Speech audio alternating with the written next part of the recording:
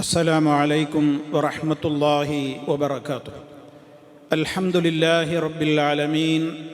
അല്ലാഹുമ്മ സ്വല്ലി അലാ മുഹമ്മദിൻ വഅലാ ആലി മുഹമ്മദ് കമാ സ്വല്ലൈത അലാ ഇബ്രാഹീമ വഅലാ ആലി ഇബ്രാഹീമ ഇന്നക ഹമീദും മജീദ്. അമ്മാ ബഅദ്.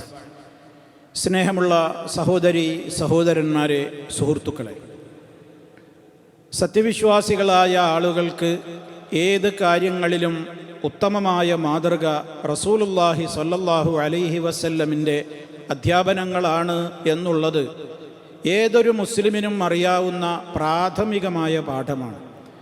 ഇത് ഇപ്പോൾ പ്രത്യേകം സൂചിപ്പിക്കുവാൻ കാരണം മഹാനായ റസൂലുള്ളാഹി സ്വല്ലല്ലാഹു അലൈഹി വസല്ലമ നമുക്ക് പഠിപ്പിച്ചു തന്നിട്ടുള്ള ചര്യകൾക്കും അപ്പുറം എന്തൊക്കെയോ പലതും നാം ചെയ്താലേ യഥാർത്ഥത്തിൽ നമുക്ക് കാവലും സുരക്ഷയുമൊക്കെ ലഭിക്കുകയുള്ളൂ എന്ന ഒരു തോന്നൽ മുസ്ലിയാക്കന്മാർ പലപ്പോഴും പ്രകടിപ്പിച്ചുകൊണ്ടേയിരിക്കുകയാണ്.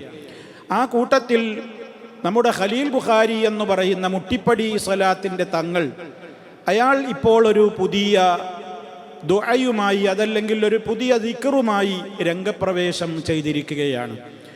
അയാൾ പറയുന്നത് നിങ്ങളൊന്ന് കേട്ടു നോക്കുക. ഇന്നല്ലദീ ഫറള അലൈക്കൽ ഖുർആന ലറാദുക ഇലാ മഅദ്. സൂറത്തുൽ ഖസസ് 85-ാമത്തെ ആയത്താണ്. ഈ ആയത്ത് വീട്ടിൽ നിന്ന് ഇറങ്ങുന്ന സമയത്ത് നിസ്കരിച്ചതിന് ശേഷം അവിടെ ചുമരിൽ ഏറ്റവും ചുരുങ്ങി കയ്യിൻ്റെ വിരലുകൊണ്ടെങ്കിലും എഴുതാൻ പറ്റുന്നുവെങ്കിൽ, അതുപോലെ തന്നെ ഈ ആയത്ത് ഇറങ്ങുന്ന സമയത്ത് ചൊല്ലിയെങ്കിൽ യാത്ര സുരക്ഷിതനായി തിരിച്ചു വരാൻ കഴിയുമെന്ന് മഹത്തുക്കൾ പറഞ്ഞതായി കാണുന്നു. എത്ര ദീർഘയാത്ര, അപ്പോഴൊക്കെയും വിനീതന്റെ കൈമുതലായി വെക്കുന്ന ഒന്നാണ് ഈ ആയത്ത്. ഇന്നല്ലദീ ഫറള അലൈക്കൽ ഖുർആന ലറാദുക ഇലാ മഅദ്.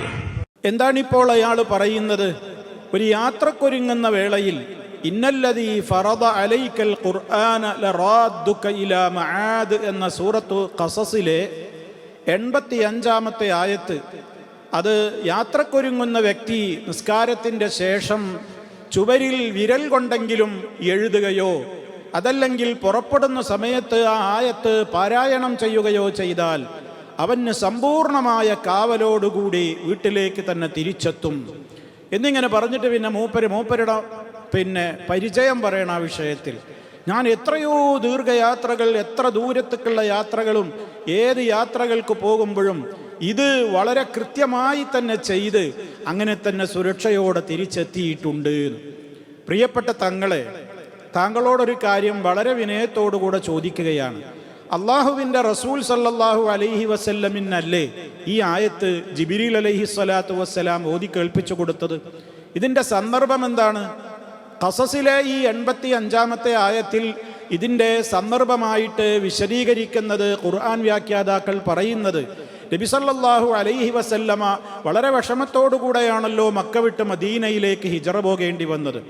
അങ്ങനെ മക്കയിൽ നിന്ന് മദീനയിലേക്കുള്ള യാത്രാമധ്യേ ജുഹ്ഫ എന്ന് പറയുന്ന സ്ഥലത്തെത്തിയപ്പോൾ അവിടുന്ന് വളരെ സങ്കടത്തോടുകൂടെ മക്ക രാജ്യത്തേക്ക് തിരിഞ്ഞു നിന്നുകൊണ്ട് അവിടുത്തെ സങ്കടം ഇങ്ങനെ ഈ നാട്ടിൽ നിന്ന് പോകുന്നതിൻ്റെ വിഷമം പറഞ്ഞപ്പോൾ ആ സമയത്താണ് ജിബ്രീൽ അലൈഹിസ്സലാം ഈ വചനം കൊണ്ടുവരുന്നത് എന്ന് ചില മുഫസ്സിരീങ്ങൾ രേഖപ്പെടുത്തിയതായി കാണാൻ സാധിക്കും. ഇതിലെന്താ പറയുന്നത്? തീർച്ചയായും ഖുർആൻ താങ്കൾക്ക് നിർബന്ധമായും ഓതിക്കേൾപ്പിക്കുകയും പഠിപ്പിക്കുകയും ഒക്കെ ചെയ്തിട്ടുള്ള റഹ്മാനായ റബ്ബ് ലറാദുക താങ്കളെ മടക്കി കൊണ്ടുവരിക തന്നെ ചെയ്യും ഇലാ മഅദിൻ, മടക്കസ്ഥാനത്തേക്ക്. എന്താണ് ആ മടക്കസ്ഥാനം എന്നുള്ളത് കൊണ്ട് ഉദ്ദേശിക്കുന്നത്? ഇപ്പോൾ അങ്ങ് വിട്ടുപോകുന്ന സ്ഥലം മക്കയാണല്ലോ, ആ മക്കയിലേക്ക് തന്നെ സുരക്ഷിതമായി അങ്ങയെ അള്ളാഹു മടക്കി കൊണ്ടുവരും എന്നൊരു വ്യാഖ്യാനം. മറ്റൊരു വ്യാഖ്യാനം, ഇനി താങ്കൾ അള്ളാഹു സുബ്ഹാനഹു വ തആലയുടെ അടുക്കലേക്ക് മരണാനന്തരം അങ്ങ് മടങ്ങിപ്പോകും, അതാണ് ഉദ്ദേശമെന്ന്. മറ്റൊന്ന്, അങ്ങ് സ്വർഗത്തിലേക്ക് അത്യുന്നതമായ പദവിയിലേക്ക് റബ്ബ് താങ്കളെ മടക്കും എന്നൊക്കെയാണ് ഇതിൻ്റെ വ്യാഖ്യാനങ്ങളായിക്കൊണ്ട് മുഫസ്സിരീങ്ങൾ രേഖപ്പെടുത്തിയത്.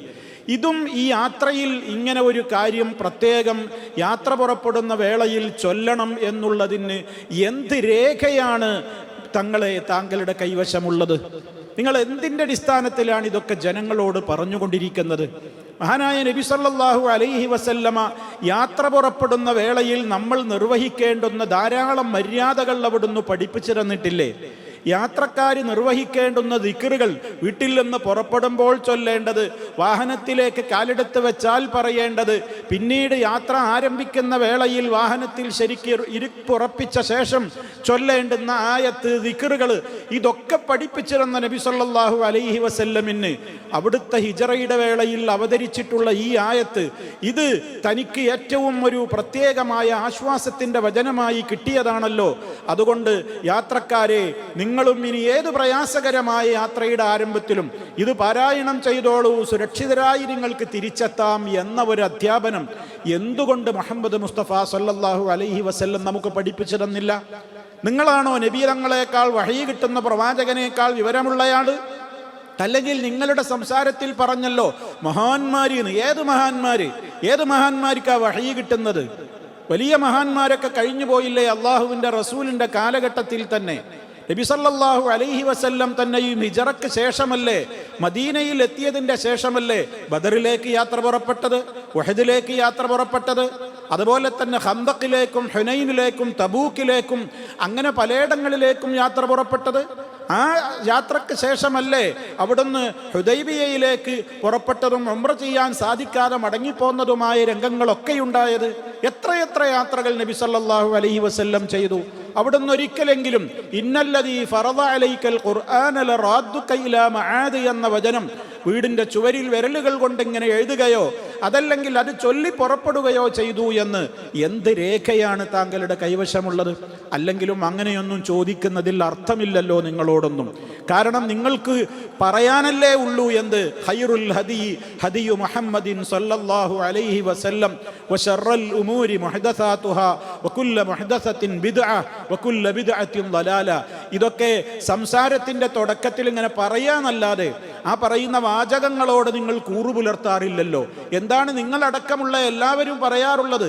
ഖൈറുൽ ഹദിയു മുഹമ്മദിൻ സല്ലല്ലാഹു അലൈഹി വസല്ലം. ചര്യകളിൽ ഉത്തമമായ ചര്യ നബി സല്ലല്ലാഹു അലൈഹി വസല്ലമിൻ്റെ ചര്യയാണ്. കാര്യങ്ങളിൽ ഏറ്റവും ചീത്തയായത് പുത്തൻ നിർമ്മിതികളാണ്. അതുകൊണ്ട് തന്നെ എല്ലാ പുത്തൻ ആചാരങ്ങളും വഴികേടുകളാണ്. എല്ലാ വഴികേടുകളും നരകത്തിലേക്കാകുന്നു എന്ന അർത്ഥം വരുന്ന, ആശയം വരുന്ന എല്ലാ ബിദ്അത്തുകളും വഴികേടുകളാണ് എന്ന് വളരെ കൃത്യമായി തന്നെ പഠിപ്പിക്കുന്ന ആ നബി സല്ലല്ലാഹു അലൈഹി വസല്ലമക്കൊന്നും പരിചയമില്ലാതെ അള്ളാഹു അതുണ്ടെങ്കിൽ നബിതങ്ങൾക്ക് പഠിപ്പിച്ചു കൊടുക്കില്ലേ? ആ വിഷയത്തിൽ ഒരു പ്രത്യേകമായ ശർഈയായ ഒരു നിയമം ഉണ്ടാക്കാൻ നിങ്ങൾക്ക് ആര് അധികാരം തന്നു? നിങ്ങൾക്കതിനാര് അധികാരം തന്നു? നിങ്ങൾ ഖുൽ അതുഅല്ലിമൂനല്ലാഹ ബിദീനിക്കും, നിങ്ങൾ അള്ളാഹുവിന് നിങ്ങളുടെ ദീൻ അങ്ങോട്ട് പഠിപ്പിച്ചു കൊടുക്കുകയാണോ എന്ന് പരിശുദ്ധ ഖുർആൻ ചോദിച്ചത് എത്രത്തോളം അർത്ഥവത്താണ് നിങ്ങളെപ്പോലെയുള്ള ആളുകളുടെ കാര്യത്തിൽ.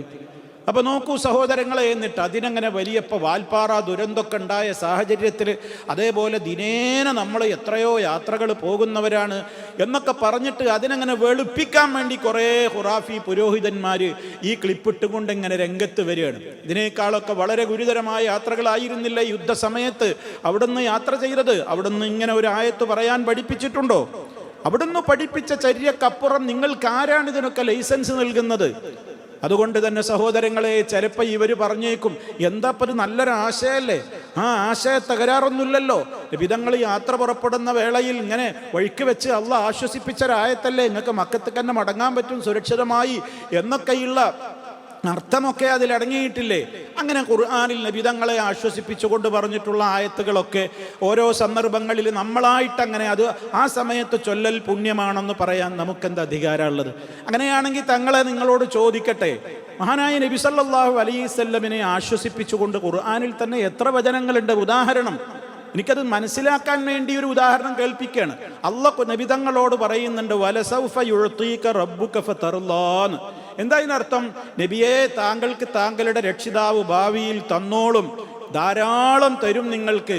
ഫതർലാ, അപ്പം നിങ്ങൾക്ക് നല്ലോണം തൃപ്തിയാകുവോളം തരും എന്ന് നബി സല്ലല്ലാഹു അലൈഹി വസല്ലമിനോട് പരലോകത്ത് അവിടുത്തേക്ക് അള്ളാഹു ഒരുക്കി വെച്ചിട്ടുള്ള അത്യുന്നതമായ മഹാപ്രതിഫലങ്ങളെ ഓർമ്മിപ്പിച്ചുകൊണ്ട് സന്തോഷവാർത്ത അറിയിക്കുന്നില്ലേ? ഈ ആയത്തിപ്പോൾ ഒരാൾ എടുത്തിട്ട് നിങ്ങൾ ഈ പറഞ്ഞ ഏതെങ്കിലും ഒരു മഹാൻ അല്ലെങ്കിൽ നിങ്ങളാകുന്ന മഹാൻ അങ്ങനെയാണല്ലോ, നിങ്ങളാകുന്ന മഹാൻ പറഞ്ഞതാണല്ലോ ഒരു 10 കൊല്ലം കഴിഞ്ഞാൽ പിന്നെ ആളുകൾ അതിൻ്റെ ശേഷം പിന്നെ മഹാൻ എന്ന് പറയാം. അപ്പോൾ ഏതെങ്കിലും ഒരു മഹാൻ നിങ്ങളുടെ ഭാഷയിൽ അയാൾ പറയണത് നമുക്ക് സാലറിയോ ശമ്പളമോ ഒക്കെ കിട്ടുമ്പോൾ നമ്മൾ ഈ ആയത്ത് ചൊല്ലൽ സുന്നത്താണ്.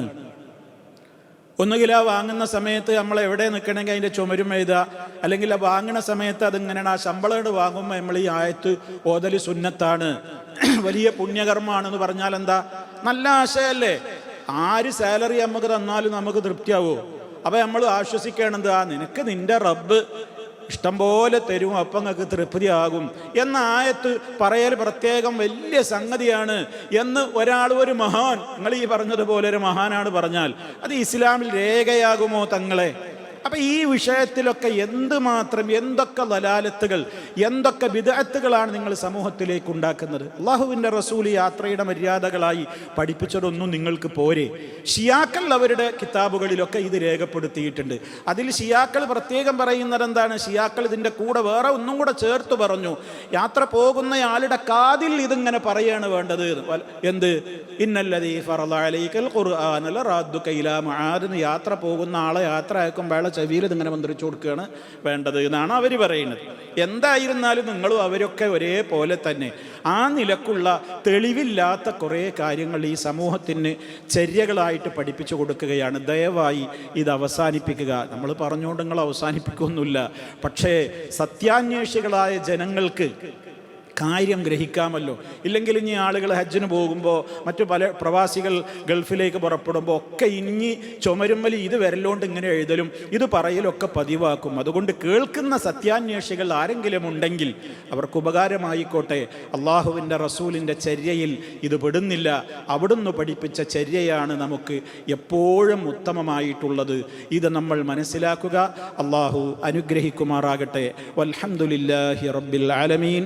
വസ്സലാമു അലൈക്കും വറഹ്മത്തുള്ളാഹി വബറകാതുഹു.